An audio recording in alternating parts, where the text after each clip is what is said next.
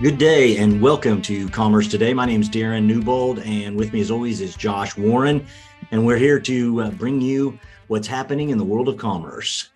And with that, we have a interesting topic today, Josh. Basically, it is transforming e-commerce through identity and ultimately finding your common purpose. Now, that all sounds really cool, and I'm a little conflicted in a way because I love this topic. However, I'm a little concerned. Are we giving away the secret sauce in all this process?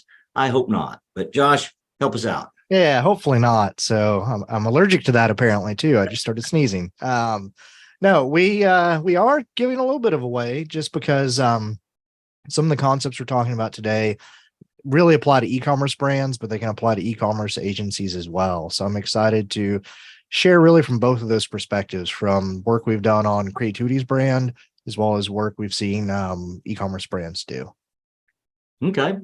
Well, speaking of brands and all of that, tell us about the importance of brand identity. I know there's some misconceptions out there. And then there's also this kind of employee customer bridge that we need to look at. So how does that come together for merchants and their brand identity? Yeah. So I feel like most brands get their brand identity wrong. And what I mean by that is if I ask you, what's your company do? You tell me your industry. You tell me what sort of industry you're in, what you're selling, how you sell it. Like, we're a B2B provider of pipe fittings, or we're a B2C company selling pillows or something like that, and not about really the identity behind the company. And what I mean by that is like, what impact are you having on the world? What sort of big, awesome, audacious thing are you trying to make happen? How do you improve your customers' lives? And the reason it's so important to distinguish between those two things is that there's a lot of people in your industry, and you are going to sound just like them if your brand identity is as simple as what your industry is. It makes it so easy, basically, for someone to select a competitor, to never even hear about you, for you to become a commodity. And so I've seen a lot of companies, and I feel like even our own, that plateau for a while because they get lost in the noise of just talking about what industry they're in and not developing their own separate identity. And then you mentioned that employee customer bridge, and this is really how your identity can create a sense of belonging, and a sense of belonging for your employees as well as your customers. So really tying that identity back to something that people can rally around and be excited about. And for us, our values really help with that. So by establishing kind of a clear set of values that our employees can understand, that if you feel passionate about these three things, Creatuity is the place for you. And then they can deliver a better experience for our customers around those three values as well. Well, and those values really tie into, well, basically one of the secret sauces to this, and kind of the next piece, finding your true outcome, is how can you take what you're learning to be your identity and then bringing in how those values are intertwined in that process. So how does that look? Yeah. So really trying to find your true outcome is really about looking at, first of all, stepping back away from just your industry, like we mentioned, but then looking and trying to find what's the second or third level that you're providing your customers. So not, hey, we build e-commerce websites, but we build teams that scale companies through e-commerce strategy, technology, and innovation, providing peace of mind in a chaotic industry. So really kind of looking beyond that, and you'll hear some keywords in there. At Creatuity, our values are determined, united, and innovative. So we've kind of worked it into that statement, but it just shows how if you want someone that is going to do something chaotic and maybe cheap or fast, but not stable, then we're not the right company for you. But if you're really focused on kind of that long term, that unity, that innovation, then we are the right company for you. So again, it kind of helps us stand out in that busy marketplace. And that's kind of how we have basically tied our values into that outcome and vice versa. And yeah, that really comes together. And there's another piece that we were talking about earlier that you had characterized as finding your through line. And I didn't totally understand that until you started to share of what that looks like, as really kind of digging in and finding the stories.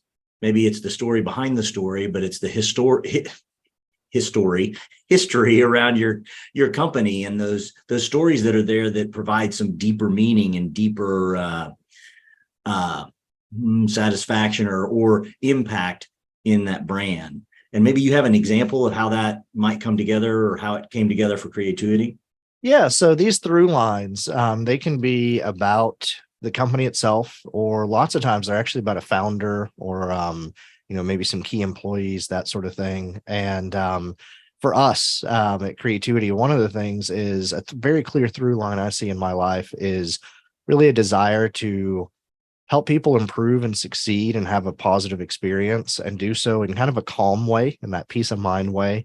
And that actually, I remember all the way back to graduating from college in the late 90s, early 2000s. The software engineering industry was not a fun place to work, as seen in the movie Office Space, that is almost required watching at Creatuity.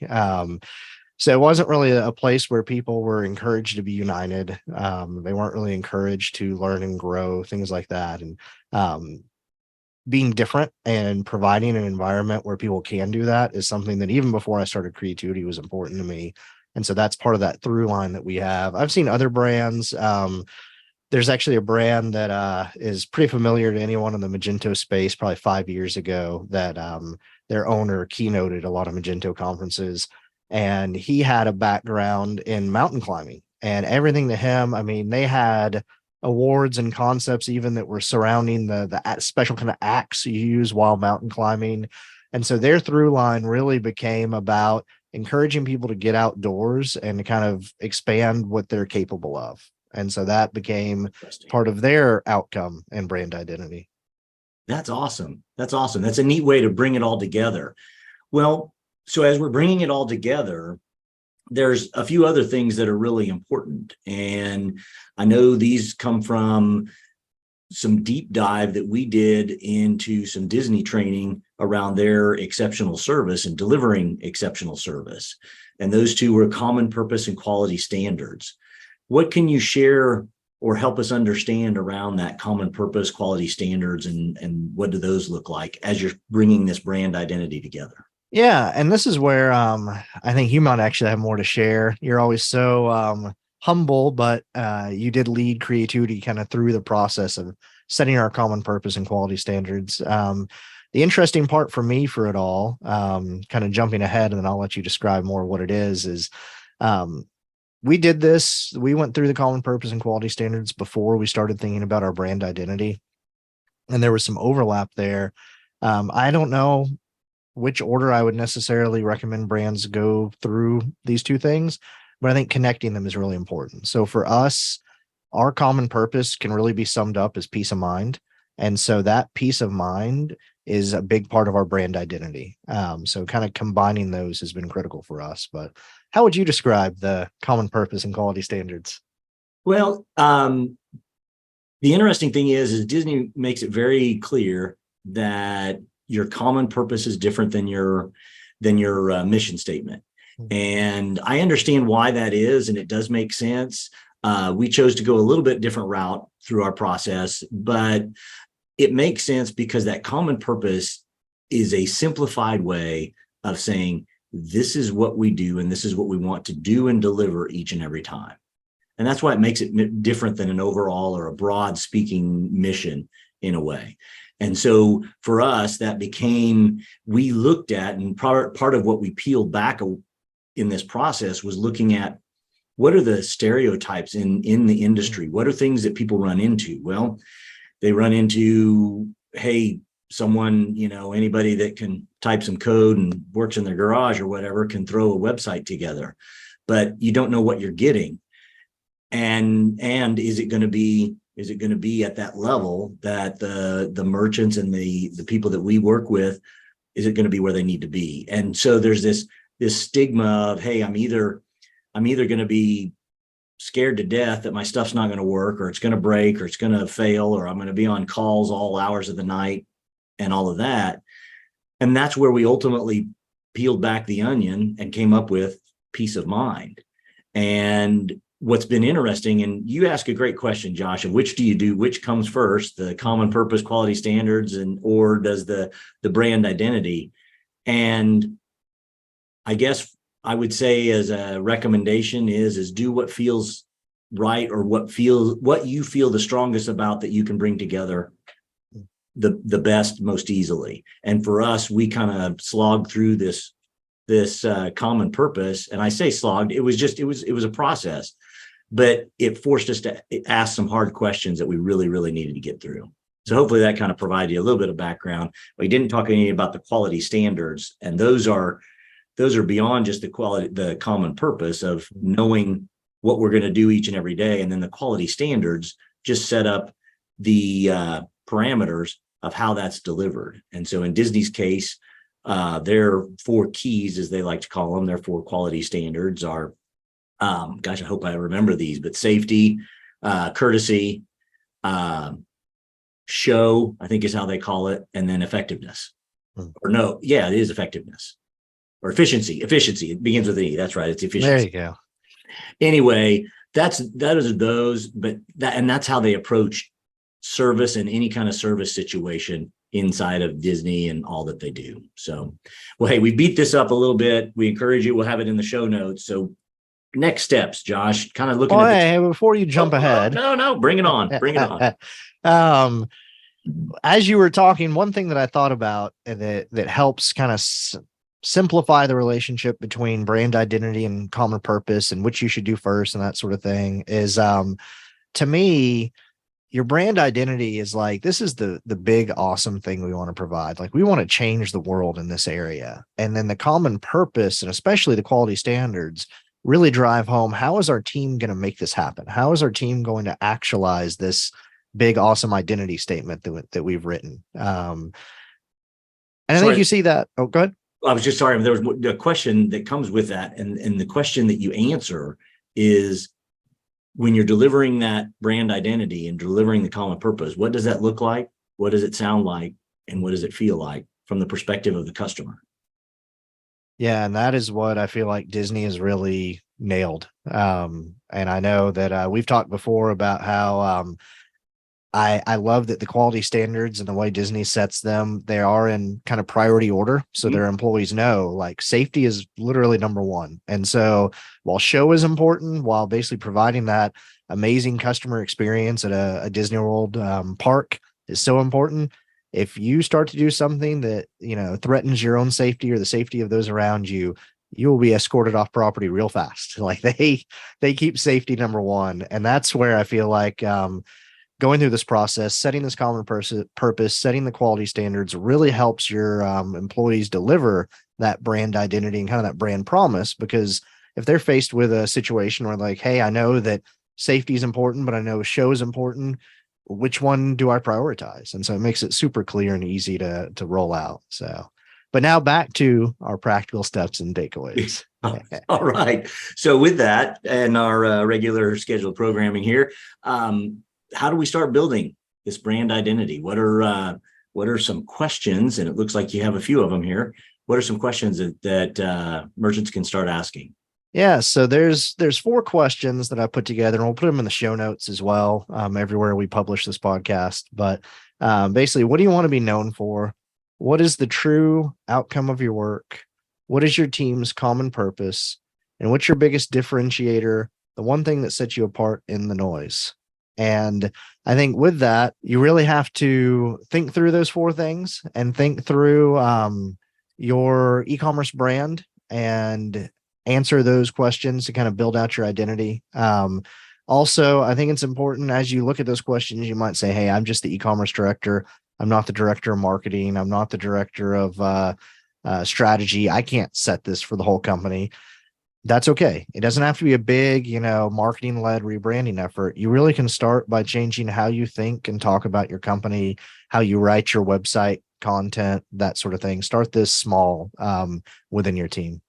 Yeah, and sometimes it's almost best to be a grassroots effort as opposed to being hey, this is our project, and suddenly it has a name and it has a team and and all of these things where it just kind of grassroots evolves.